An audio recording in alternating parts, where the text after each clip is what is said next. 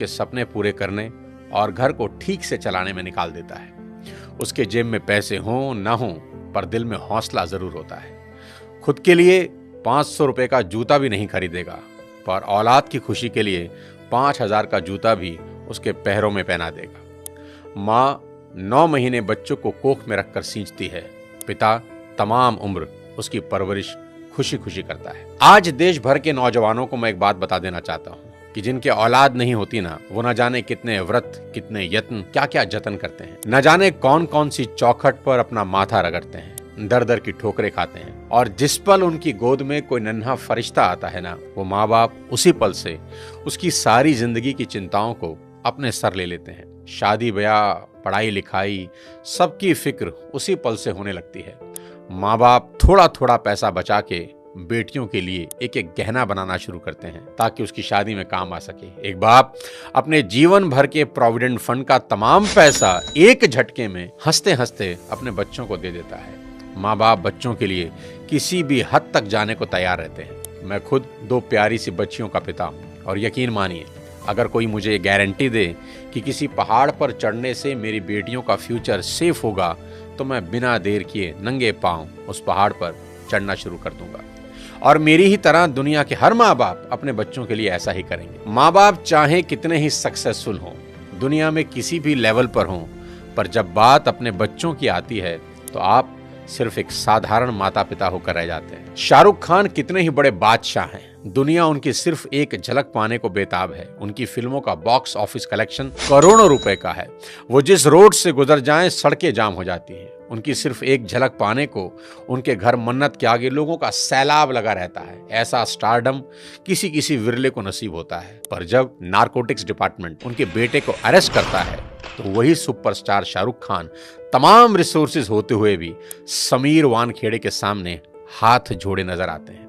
उनके फोन की chat leak हुई जिसमें वो बहुत भावुक होकर समीर वानखेड़े से रिक्वेस्ट कर रहे हैं कि आप मेरे बेटे को छोड़ दें। दुनिया का सबसे बड़ा सुपरस्टार जिसे दुनिया झुका ना सकी, औलाद के 2 आंसुओं ने उसे तोड़ कर रख दिया। पिता होना इतना मुश्किल है। राजा दशरथ बहुत पराक्रमी राजा थे। उनके पराक्रम का डंका तीनों लोकों में बजता था। जब देव और दानवों के बीच युद्ध हुआ तो खुद भगवान इंद्र राजा दशरथ से मदद मांगने आए।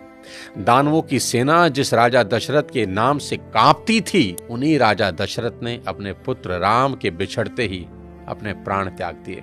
इतने पराक्रमी राजा भी पुत्र मोह से ऊपर ना उठ सके। पिता होना इतना मुश्किल होता है।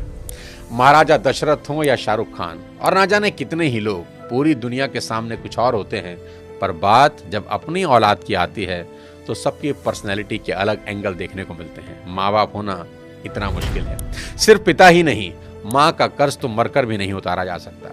बच्चे का मलमूत्र माँ बाप के अलावा कौन साफ कर सकता है, और ऐसा वो खुशी खुशी करते हैं। इसलिए शायद भगवान ने माँ बाप की पूजा खुद से भी पहले बताई है। बच्चा बीमार होता है तो नींद माँ को नहीं आती।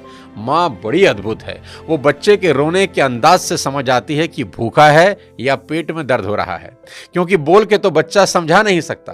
प्रसव पीड़ा इस दुनिया के सबसे बड़े दर्द में है, जिसे हर माँ खुशी खुशी सहन करती है ताकि एक नवीन जीवन धरा पर आ सके।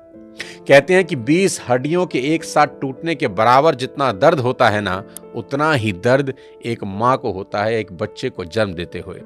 याद रखना, इस दुनिया में सिर्फ एक रिश्ता बिना स्वार्थ के होता है, और वो होता है माँ बाप का अपने बच्चों के साथ। उनको बच्चों में सिर्फ इतना ही इंटरेस्ट होता है कि उनके बच्चे कामयाब बने, नेक बने। इसके अलावा उनका कोई सेल्फ इंटरेस्ट कभी नहीं होता। मेरे को यही लगता है कि माँ बाप आपके पैशन के अगेंस्ट नहीं है, ठीक है? वो बस आपको गरीब नहीं देखना चाहता। आज के इस वीडियो में बात करना चाहता हूं आज की जनरेशन से और उनके अपने माँ बाप से रिश्तों के बारे में। सबसे पहले मैं ये एक्सेप्ट करना चाहता हूं कि आज की जनरेशन हर लिहाज से पिछली सभी जनरेशन से बेस्ट है, क्योंकि जितना एक्सपोजर इनको मिला है उतना कभी किसी जनरेशन को नसीब ही नहीं हुआ। मैंने मोबाइल फोन का इस्तेमाल करना शुरू किया जब मैं 21 साल का था। मेरी छोटी बेटी ने फोन और लैपटॉप का इस्तेमाल शुरू किया जब वो 6 साल की थी। जितना टैलेंट आजकल के बच्चों और युवाओं में देखने को मिलता है, इतना टैलेंट पहले कभी नहीं था। और मैं ये सिर्फ आपका दिल रखने के लिए नहीं कह रहा, मैं दिल से इस बात को फील करता हूँ। आज के इस दौर में 98 to 100% मार्क्स कई स्टूडेंट आराम से ले आते हैं, और अगर कोई 98% और 100% मार्क्स ला रहा है तो किसी को कोई हैरानी नहीं होती। और हमारे दौर में सब सब्जेक्ट के मिलाकर भी कई बच्चों के 100 पूरे नहीं हो रहे थे। तो ये बात तो बिल्कुल तय है कि आज की पीढ़ी में टैलेंट की कोई कमी नहीं है। लेकिन कहानी में ट्विस्ट कब आता है जानते हैं?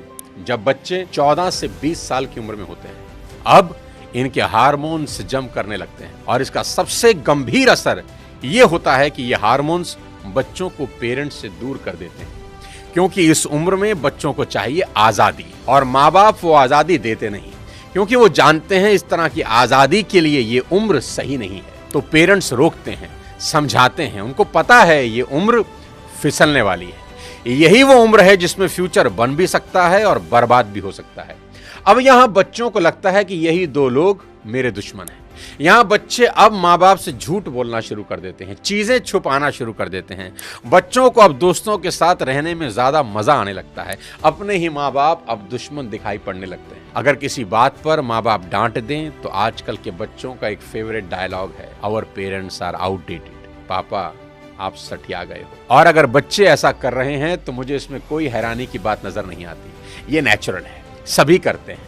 25-30 साल पहले हम भी यही करते थे और आज के कोई 25-30 साल के बाद इनके बच्चे भी ठीक इसी इंटेंसिटी से ऐसा ही करेंगे। ये साइकिल चलता रहेगा। अरे आपको दिक्कत क्या है हमसे? कम से कम हम कोशिश तो कर रहे हैं ना। बाकी मोहल्ले के लौंडों के जैसे सड़क पे आवारागर्दी तो नहीं कर रहा है, लंठाई तो नहीं कर रहा है। पढ़ाई पे ध्यान दिए होते तो अरे नहीं गया ध्यान पढ़ाई पे। एक और कहानी जो इस उम्र में होती है वो ये कि बच्चे अपने पेरेंट्स से अब नफरत करते हैं और दूसरे पेरेंट की बात खुशी खुशी सुन लेते हैं। यहाँ अपना ही एग्जाम्पल देता हूँ। आज बहुत लोग मेरी बात सुनते हैं और मानते हैं, दूर दूर से कंसल्टेशन लेने आते हैं, पर मेरी अपनी बेटी को समझाने में मेरे पसीने निकल जाते हैं। कपिल शर्मा के शो में आमिर खान का भी यही प्रॉब्लम है, जो उन्होंने बताया कि सभी स्टार्स के बच्चे अपने करियर की सलाह मुझसे लेने आते हैं, पर मेरे अपने बच्चे मेरी बात नहीं सुनते। बच्चे बात सुने या ना सुने ये मेरी प्रॉब्लम नहीं है, मेरी चिंता कुछ और है, वो बताता हूँ आपको। अभी कुछ दिन पहले मैं एज अ चीफ गेस्ट अपनी बेटी के स्कूल में गया, जहां उनकी प्रिंसिपल ने मुझे इनवाइट किया। उनका कोई एनुअल डे प्रोग्राम था। मैंने वहां भी यही कहा कि मेरी चिंता बच्चों की परसेंटेज को लेकर कुछ ज्यादा नहीं है, क्योंकि पिछले 20 साल में कोई 200 से ज्यादा कॉर्पोरेट्स को मैं ट्रेन कर चुका हूं और मैं जानता हूं कि स्कूल और कॉलेज में पढ़ाई जाने वाली 90% बातें जिंदगी में कहीं काम नहीं आती, और 90% बातें जो जिंदगी में काम आती हैं वो स्कूल और कॉलेज में पढ़ाई ही नहीं जाती। मुझे तो याद ही नहीं कि कब sine theta upon cos theta is equal to ten theta मैंने अपनी जिंदगी में कहीं इंप्लीमेंट किया। एज अ पेरेंट आज मेरी सबसे बड़ी चिंता यही है कि बच्चे किसी गलत संगत में पढ़कर कोई गलत रास्ता ना ले लें, क्योंकि कुछ रास्ते ऐसे हैं जिसमें वापसी करीब करीब नामुमकिन है, जैसे नशे का रास्ता, जहां एक बार इंसान चला जाए तो फिर वापस नहीं लौटता। नशे पर एक पूरा वीडियो मैंने बनाया है, एक बार जरूर देखना। कोई ऐसा कदम ना उठाएं जिसका पछतावा उन्हें सारी उम्र हो। एक शेर है कि एक गलत कदम उठा था राहे शौक में, एक गलत कदम उठा था राहे शौक में, और मंजिल तमाम उम्र मुझे ढूंढती रही। कि आदमी एक गलती करता है और फिर रास्ता कभी मिलता नहीं।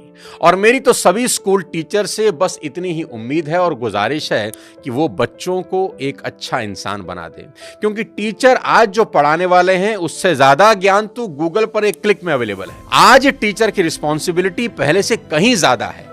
वो अपने स्टूडेंट्स को मॉरल वैल्यू सिखा दें, बस देश के लिए कुछ करने का जज्बा उनमें भर दें तो सोने पर सुहागा हो जाए।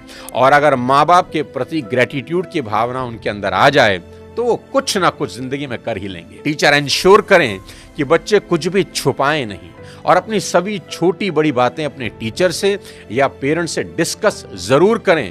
उन्हें समझाएं कि अगर कोई भी प्रॉब्लम है तो उसका हल जरूर है।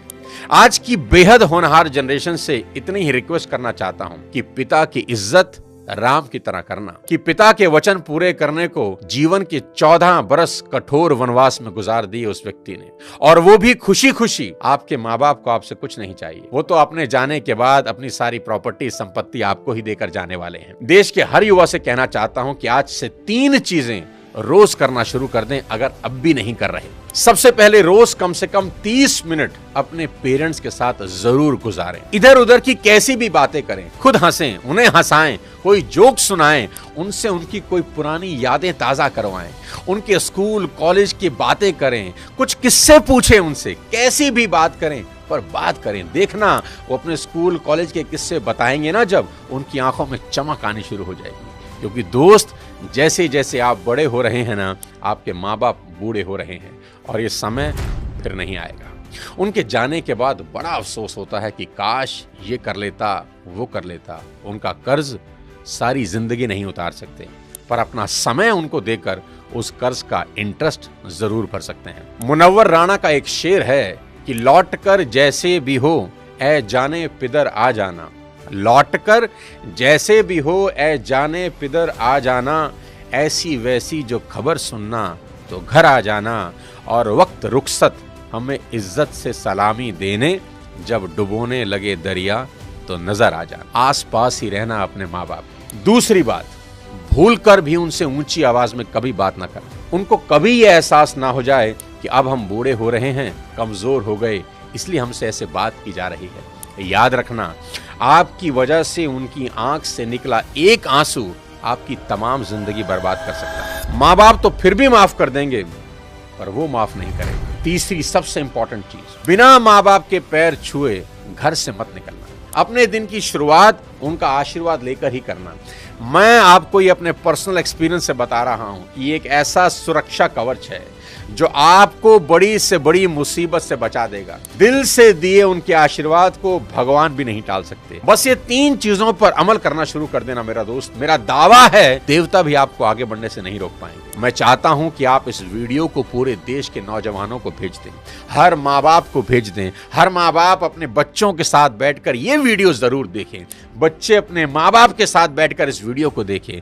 बहुत सी चीजें हम रोज शेयर करते हैं व्हाट्सएप पे, यूट्यूब पे, यहां वहां से, पर आपसे रिक्वेस्ट है कि इस वीडियो को पूरे देश में शेयर कर दें और मिलकर भारत को एक बेहतर भारत बनाएं। अगले किसी और वीडियो के साथ फिर आपसे मुलाकात करूंगा। तब तक अपने स्वास्थ्य का ध्यान रखिए। Thank you so much. जय हिंद।